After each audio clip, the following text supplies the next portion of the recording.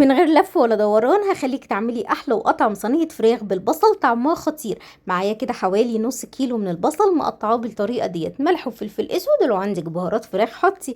هقلبهم بقى وادعكم بالطريقه ديت كده لحد ما اتاكد ان البصل بدا ينزل السوائل بتاعته.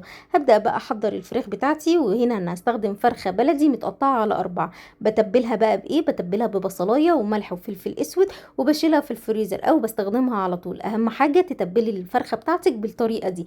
طب يا هبه انا مش هستخدم فرخه كامله وهستخدم اوراق، الله الله هتبقى خطيره، وكمان بالاجنحه برضو هتبقى لذيذه. اعمليها بالمتوفر عندك هتبقى لذيذة جدا. تقدري تحطي اي نوع خضار زي البطاطس او الكوسة او الجزر زي ما تحبي. معايا طماطمايه وكمان قرن فلفل رومي، معلقتين كبار من الزيت، وكوباية من المية. هرفعها على النار تاخد غلوتين 3، وبعد كده هدخلها الفرن.